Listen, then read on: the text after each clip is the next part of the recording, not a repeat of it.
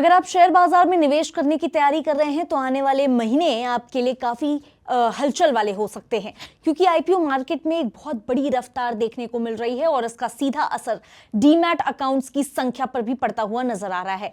जुलाई 2026 में देश में करीब 28.9 लाख जो नए डीमैट अकाउंट्स हैं वो खुले हैं, जो जनवरी 2026 के बाद किसी एक महीने में सबसे ज्यादा हैं और करीब 26 लाख के औसत मंथली एडिशन से भी काफी हद तक ऊपर हैं। यानी कि एक तरफ आईपीओ को लेकर के यहाँ पे इन्वेस्टर्स की दिलचस्पी बढ़ती हुई नजर आ रही है, दूसरी तरफ शेयर बाजार में भी तेजी देखने को मिली है और इन दोनों ही वजहों से बड़ी संख्या में नए लोग जो हैं कैपिटल मार्केट में एंट्री ले रहे हैं। अब सबसे पहले आप ये समझिए कि जुलाई में ऐसा हुआ क्या कि इतने ज्यादा डीमैट अकाउंट्स खुले हैं। इसके जितने भी रीजंस हैं ना, उसमें से जो सबसे मेजर रीजन है वो है आईपीओ मार्केट में आई हुई तेजी। देखिए, जुलाई 2026 में कुल 12 आईपीओ आए और इन कंपनी ने मिलकर के करीब 28,649 करोड़ रुपीस जुटाए। आईपीओ की संख्या के लिहाज से समझे तो जुलाई 2025 के सितंबर के बाद सबसे मजबूत महीना रहा, जबकि कंपनियों ने जितनी रकम जुटाई उसके लिहाज से अक्टूबर 2025 के बाद ये सबसे बड़ा महीना रहा। इसका सीधा मतलब है कि बाजार में सिर्फ छोटी कंपनियों के आईपीओ ही नहीं बल्कि ऐसे बड़े इश्यूज भी आए जिनमें यहाँ पे इन्वेस्टर्स की दिलचस्पी काफी ज्यादा रही। अब यहाँ डीमैट अकाउंट का जो कनेक्शन है समझना बहुत जरूरी है। अगर आपको किसी कंपनी के आईपीओ में पैसा लगाना होता है, शेयर्स जो है अलॉट होते हैं, तो उन शेयर्स को रखने के लिए आपके पास डीमैट अकाउंट होना चाहिए। इसीलिए जब आईपीओ मार्केट में एक के बाद एक नए मौके आते हैं तो उन लोगों में भी डीमैट अकाउंट खोलने की दिलचस्पी बढ़ती है जो अभी तक शेयर बाजार में एंट्री जिन्होंने नहीं लिया है, जो अभी तक इंटरेस्ट नहीं दिखा रहे थे।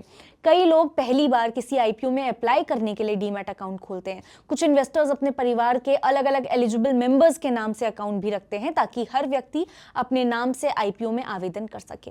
हालांकि सिर्फ यहाँ पे ज्यादा डीमैट अकाउंट होने से आईपीओ अलॉटमेंट की कोई गारंटी नहीं होती है और हर एप्लीकेशन को अपने अलग पैन और दूसरे एप्लीकेबल रूल्स जो हैं उनको पालन करते हुए, उनको समझते हुए यहाँ पे अप्लाई किया जा सकता है। और अगर आप सोच रहे हैं कि जुलाई में 28.9 लाख जो नए अकाउंट्स हैं वो खुलने के बाद अब डीमैट अकाउंट एडिशन की रफ्तार धीमी पड़ जाएगी, तो आने वाले आईपीओ पाइपलाइन को देखते हुए ऐसा जरूरी नहीं है। दरअसल 30 सितंबर 2026 तक करीब 34 नई कंपनियां जो हैं आईपीओ लाने की तैयारी में हैं और इनके जरिए लगभग 45,000 करोड़ रुपए जुटाने का प्लान है। इन कंपनियों पर एक तरह से आप समझे तो एक तरह से समय का दबाव भी है, क्योंकि उन्हें तय रेगुलेटरी टाइमलाइन के अंदर अंदर आईपीओ प्रोसेस शुरू करना है। रिपोर्ट के हिसाब से अगले 35 ट्रेडिंग सेशंस में करीब 34 कंपनियों को अपनी प्रक्रिया आगे बढ़ानी है, यानी कि लगभग हर ट्रेडिंग डे एक आईपीओ की रफ्तार देखने को मिल सकती है। अब इसका जो डीमैट अकाउंट्स हैं उस पर क्या असर हो सकता है? अगर इन 34 कंपनियों में से बड़ी कंपनियों में आईपीओ मार्केट में आती हैं तो रिटेल इन्वेस्टर्स के सामने इन्वेस्टमेंट के कई तरह के जो मौके हैं खुल सकेंगे। खासकर जिन लोगों ने अभी तक डीमैट अकाउंट नहीं खोला है उनमें से कई ऐसे लोग हैं जो आईपीओ में अप्लाई करने के लिए नया अकाउंट खोल सकते हैं। इसीलिए सितंबर के अंत तक आपको डीमैट अकाउंट ओपनिंग्स में एक बार और अच्छी खासी तेजी देखने को मिल सकती है।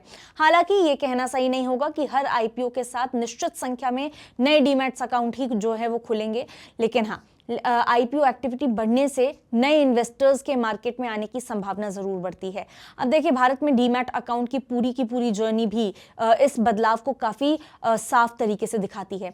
दिसंबर 2020 में देश में करीब 4.91 करोड़ जो डीमैट अकाउंट्स थे वो अवेलेबल थे, लेकिन अगर आप जुलाई के आंकड़ों को समझे, जुलाई 2026 तक ये संख्या बढ़कर के करीब हो जाती है 23.44 करोड़, यानी कि करीब 5.5 साल में यहाँ पे डीमैट अकाउंट की संख्या लगभग 5 गुना हो गई है।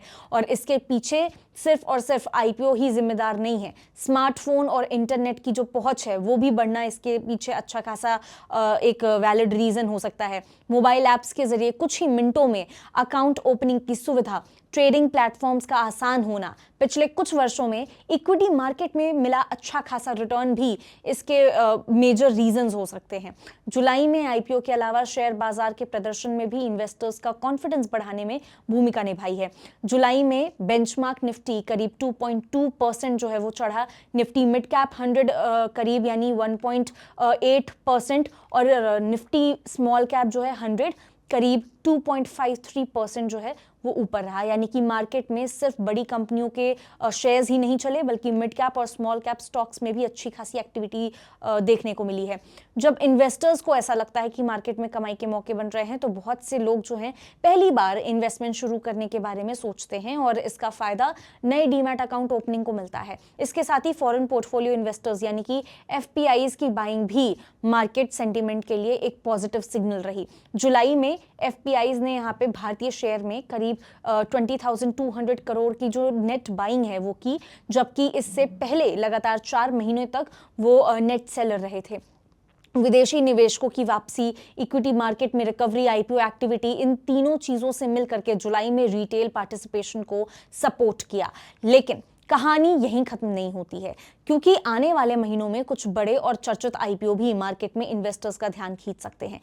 जियो प्लेटफॉर्म और नेशनल स्टॉक एक्सचेंज यानी कि एनएससी जैसे जो मार्क नेम्स हैं उनके आईपीओ को लेकर के भी बाजार में काफ़ी इंटरेस्ट है। देखिए, अगर ऐसे बड़े आईपीओ जो है वो सफल रहते हैं, इन्वेस्टर्स को इनमें अच्छी भागीदारी देखने को मिलती है और मार्केट सेंटिमेंट मजबूत रहता है, तो इससे नए रिटेल इन्वेस्टर्स को भी मार्केट में आने का मोटिवेशन मिल सकता है। यानी कि पूरी तस्वीर को एक साथ अगर आप जोड़ के देखें, अभी भारतीय कैपिटल मार्केट में एक तरह का देखा जाए साइकिल बनता हुआ नजर आ रहा है। आईपीओ आता है तो नए इन्वेस्टर्स डीमैट अकाउंट खोलते हैं, डीमैट अकाउंट बढ़ते हैं तो मार्केट पार्टिसिपेशन बढ़ रहा है और मार्केट में अच्छे रिटर्न्स और बड़े आईपीओ दिखाई देते हैं, तो नए इन्वेस्टर्स का कॉन्फिडेंस बढ़ता है और फिर और लोग मार्केट में एंट्री लेते हैं। जुलाई में इसी साइकिल का जो असर है करीब 28.9 लाख नए जो डीमैट अकाउंट्स हैं उनके रूप में देखने को मिला है। और अब जब 30 सितंबर तक करीब 34 कंपनियां जो हैं लगभग 45,000 करोड़ जुटाने की तैयारी कर रही हैं, तो अगले कुछ ही हफ्तों में आईपीओ और डीमैट अकाउंट दोनों के लिहाज से काफी ज्यादा जरूरी ये चीज हो सकती है। अगर आईपीओ एक्टिविटी इसी तरह बनी रहती है तो पॉसिबिलिटीज हैं कि जुलाई में जो डीमैट अकाउंट ओपनिंग का मोमेंटम देखने को मिला है वो अगस्त और सितंबर में भी जारी रहे और देश में डीमैट अकाउंट्स की कुल जो संख्या है 23.44 करोड़ से मौजूदा स्तर से और भी ज्यादा तेजी से आगे बढ़े। हालांकि यहाँ पे इन्वेस्टर्स को एक बात बहुत ज्यादा जरूरी है समझना कि सिर्फ इसलिए डीमैट अकाउंट खोलना या किसी आईपीओ में अप्लाई नहीं करना चाहिए क्योंकि बाजार में आईपीओ की बाढ़ आई हुई है। हर आईपीओ में कंपनी का जो बिजनेस मॉडल है, वैल्यूएशन है, फाइनेंशियल परफॉर्मेंस है, डेट है, जो ग्रोथ प्रोस्पेक्ट्स है और जो इशू प्राइस है वो सब देखना आपको जरूरी होता है। आईपीओ में पैसा लगाना सिर्फ अलॉटमेंट मिलने और लिस्टिंग गेन कमाने तक का खेल नहीं है। अगर कंपनी की वैल्यूएशन बहुत ज्यादा है या फिर बिजनेस में रिस्क ज्यादा है तो लिस्टिंग के बाद शेयर प्राइस गिर भी सकता है। तो देखिए, कुल मिलाकर के जुलाई का जो डीमैट अकाउंट डेटा है भारतीय शेयर बाजार में बढ़ती रिटेल पार्टिसिपेशन की बड़ी तस्वीर दिखाता है। करीब 28.9 लाख नए अकाउंट सिर्फ एक महीने में यहाँ पे जुड़े और देश में कुल डीमैट अकाउंट्स 23.44 करोड़ के पार भी पहुंच गए। अब इसके बाद 30 सितंबर तक 34 कंपनियों के संभावित आईपीओ और करीब 45,000 करोड़ की फंड रेजिंग पाइपलाइन है, इसलिए आने वाले समय में आईपीओ मार्केट में एक्टिविटी बढ़ती है तो उसके साथ साथ नए डीमैट अकाउंट्स खुलने की रफ्तार भी अच्छी खासी देखने को मिल सकती है। यही वजह है कि आने वाले अगस्त और सितंबर के महीने में भारतीय रिटेल इन्वेस्टर्स और पूरे कैपिटल मार्केट के लिए काफी अहम रहने वाला है।